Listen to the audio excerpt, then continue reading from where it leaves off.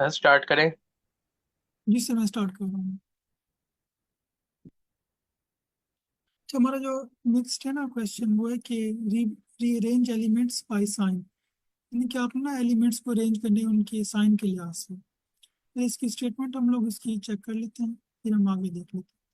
वो कहते हैं कि you are given index zero index integer array nums of even length consisting of equal numbers of positive and negative integers। इनकी हमारे पास कोई लिस्ट होगी जिसके अंदर ना equal number of positive elements भी हैं और नेगेटिव एलिमेंट्स भी हैं। जैसे अगर मतलब हमारे पास इसकी लेंथ होगी ना वो 8 अगर, तो उसमें चार हमारे पास इवन होंगे और चार हमारे पास ना ऑड होंगे। तो उसमें पहले तो मैं ये बता दिया कि मतलब जितनी टोटल एलिमेंट्स हैं वो सारे इवन होंगे और उसकी मतलब इक्वल लेंथ के होंगे। जितनी मतलब इवन है उतने ऑड होंगे। फिर वो कह रहे हैं कि you should return the array of num such that array follow the condition, यानी कि वो कह रहे हैं कि आपके पास ना इस कंडीशन को फॉलो करना चाहिए। Every consecutive pair of integers have opposite sign, यानी कि हर पैक का साइन अपोजिट होना चाहिए। ठीक है, for all integers with the same sign the order in which they were present num is present, यानी कि आपने उसका ऑर्डर भी सेव रखना है।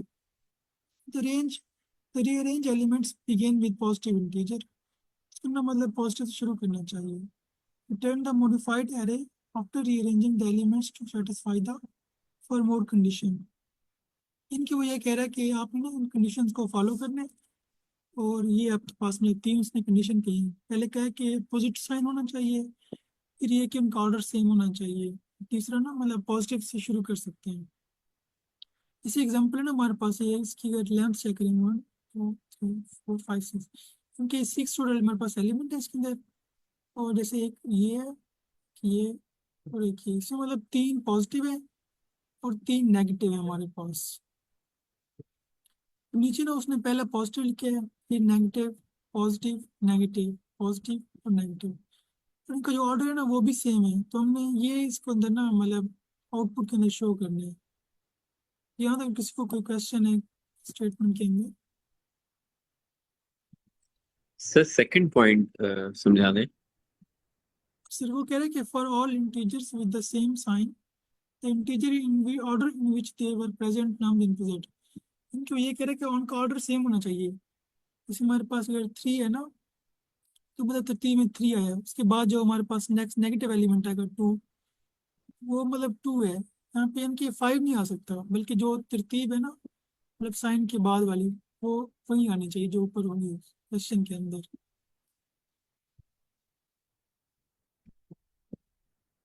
ये पॉइंट क्लियर हुआ आपको?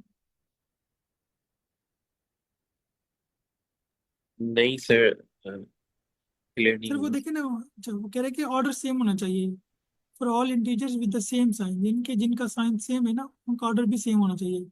जैसे इसको मैं दोबारा कर लेता हूँ, हमारे पास थ्री है ना, तो फिर हमारे पास वन है, फिर हमारे पास -2 है, फिर -5, फिर टू है, फिर फोर है। पहले मैं ये कर लेता हूँ कि ना उसको पॉजिटिव जो है वो अलग कर लेता हूँ, फिर नेगेटिव। फिर थ्री है, वन है, फिर टू, थ्री, वन, -2, -5, 2, फिर आएगा हमारे पास फोर। जी सर, गॉट इट। समझ गया। जी सर, -4 है। तो मतलब कि अगर हम देखें ना क्या कहते हैं पॉजिटिव के लिहाज से, पहले ये होगा, फिर ये, फिर ये। और नेगेटिव के वजह से पहले ये होगा, फिर ये, और फिर ये। मतलब जब हम पॉजिटिव बात करेंगे ना तो वो पॉजिटिव वाले उसी तरतीब की से आने चाहिए जैसे यहाँ पे लिखे हुए हैं। इसको हम कर लेते हैं।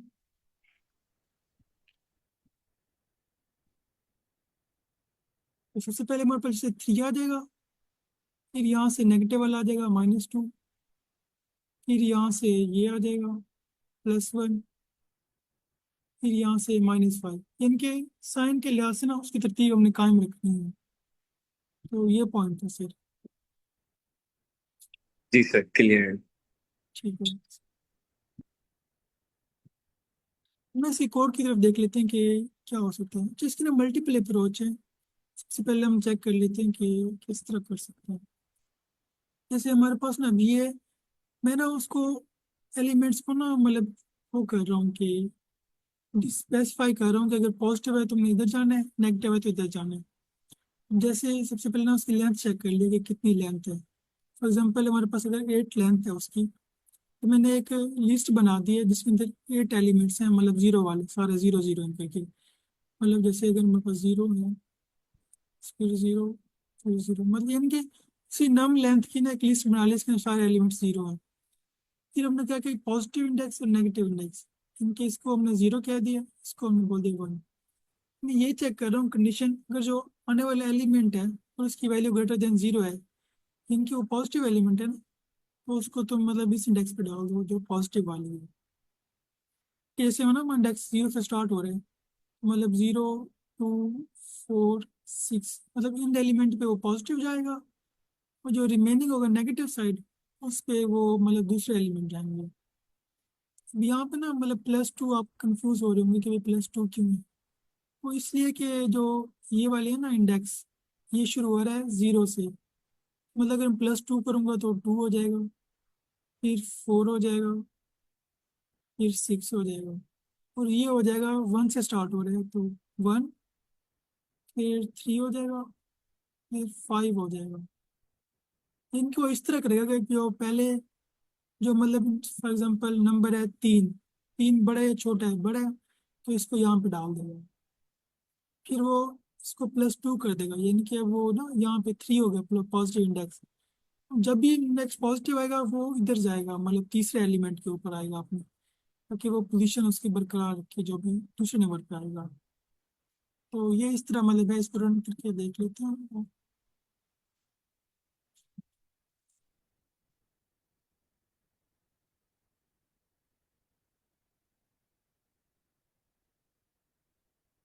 ये उसमें क्या क्या एक्सेप्ट हो गया टेस्ट केसेस,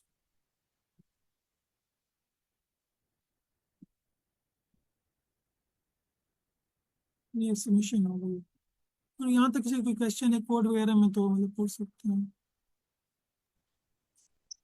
सर कोड समझ नहीं आया इतना, क्योंकि इक्वल्स टू आपने जीरो मल्टीप्लाई बाय एन लिखा हुआ है, इसका क्या मकसद है? हम्म सर इसमें ये होता है कि जो लिस्ट है ना, मतलब वो सारे जीरो बन जाएंगे उसके अंदर, मतलब जितनी नंबर ऑफ लिस्ट होगी हमारे पास। फॉर एग्जाम्पल ये जो इसमें लिस्ट थी नाम्स की, इसके अंदर 10 है ना, मतलब मेरे पास एक लिस्ट है उसमें सारे जीरो आ गए हैं, मतलब इस तरह से कह लें कि इनिशियलाइज किए मैंने ना, ये सारे मतलब जीरो जीरो आ जाएंगे, ताकि एक एम्प्टी लिस्ट बन जाएगा हमारे पास, यूं कह लें।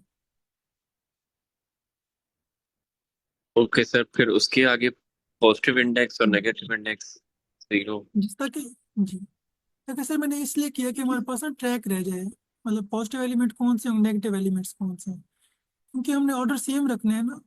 तो जीरो का मतलब ये है कि वो जीरो लाएगा, जैसे मतलब जीरो, टू, फोर, यानी कि इसकी इस तरह की वैल्यू होंगी, और जो वन होगा ना वो वन, थ्री और फाइव। फॉर एग्जाम्पल जैसे अगर आपका कुछ नंबर आता है ना, जैसे हमारे पास टू आता है, तो चेक करेगा कि भाई टू ग्रेटर देन जीरो है, ठीक है पॉजिटिव इंडेक्स है, बीस की वैल्यू है जीरो, तो मतलब इसको मैं जीरो इंडेक्स पे डाल दूँ टू को। और अब जो पॉजिटिव इंडेक्स है ना, इसकी वैल्यू हो गई है टू, फिर वो चेक करेगा, अगर हमारे पास है ना -4, देखेगा -4 किसके अंदर आता है, इधर आता है ना, तो चेक करेगा नेगेटिव इंडेक्स वन था, तो इसको वन इंडेक्स पे डाल देगा, और ये हो जाएगा थ्री। तो मतलब जो अगला एलिमेंट्स होगा ना वो फिर टू से आएगा, ये यहाँ पर आ जाएगा, फिर जो नेगेटिव होगा वो इधर आ जाएगा। तो मतलब इस तरह करके ना वो ऑर्डर सेम कर रहा है, ताकि पहला पॉजिटिव आए, फिर नेगेटिव, फिर पॉजिटिव, फिर नेगेटिव। सर अब क्लियर है आपको? सर इफ कंडीशन तो क्लियर हो गई है, जी ग्रेटर सर। देन होगा तो यानी पॉजिटिव वैल्यू होगी, जी बिल्कुल। और पॉजिटिव इंडेक्स में जाके वो स्टोर हो जाएगा नम्स ऑफ आई। जी सर। और टू की इंक्रीमेंट में एल्स का सर फिर से बता दें। सर ये है कि ना कि जो एलिमेंट है अगर वो पॉजिटिव नहीं है तो वो नेगेटिव होगा ना, लेस देन तो जीरो इसलिए। होगा। जी सर, और मतलब उससे बड़ा नहीं है तो मतलब छोटा ही होगा फिर, तो डायरेक्ट इधर ही आ जाएगा, इसके अंदर आ जाएगा। क्योंकि उसने क्वेश्चन में भी कहा था कि वो ना इक्वली डिवाइडेड होंगे, मतलब अगर चार पॉजिटिव है तो चार नेगेटिव होंगे, तो इसलिए कि अगर वो पॉजिटिव नहीं है तो मतलब वो नेगेटिव ही होगा एलिमेंट। सर ये पीओएस पॉजिटिव इंडेक्स या नेगेटिव इंडेक्स को +1 भी कर सकते हैं, फिर भी ये डिफरेंट आएगा, क्योंकि 0 + 1 1 आएगा, 1 + 1 फिर 2 आएगा, तो ये +2 की जगह हम +1 भी कर सकते हैं ना। तो फिर वो तरतीब इसमें कायम नहीं रहेगी ना। इससे ये होगा कि हमारे पास ना पॉजिटिव वैल्यू मतलब इंडेक्स आ जाएंगे, जैसे 0 2 4 है, हमें मतलब पॉजिटिव चाहिए नेगेटिव भी चाहिए। तो उसको मतलब पॉजिटिव के लिए ना मैंने पॉजिटिव ही रखी है, नेगेटिव के लिए नेगेटिव रखी है, क्योंकि 0 से स्टार्ट है ना, +2 करेंगे तो 2 आएगा। इस तरह नेगेटिव वाली है 1 3 5 हो जाएगा। ठीक है, लेकिन ये तो इंडेक्सेस है ना, बाकी डेटा तो फिर एरे में शो होता है वैसे। चलें ठीक है, इस तरह भी ठीक है। तो मतलब ये जहाँ तक था मेरी तरफ से। अच्छा सर, एक और क्वेश्चन है।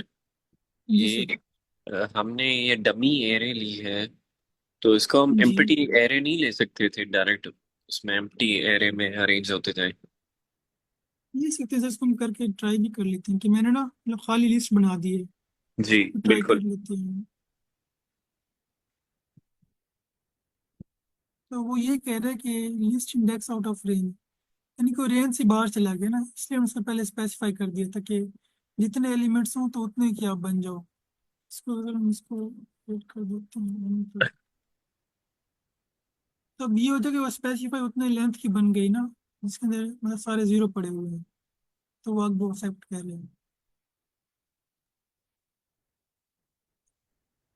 ठीक है सर। जी सर।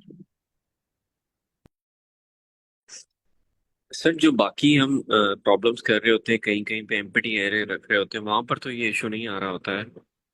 जो वो रिजल्ट क्वेश्चन के आता जाता है मुताबिक वो जी। एरे जी एरे में स्टोर होता जाता है। तो वो डिपेंड भी करता है ना कि उस कंडीशन क्या है, क्वेश्चन स्टेटमेंट क्या है, तो इस वजह से फर्क पड़ता है।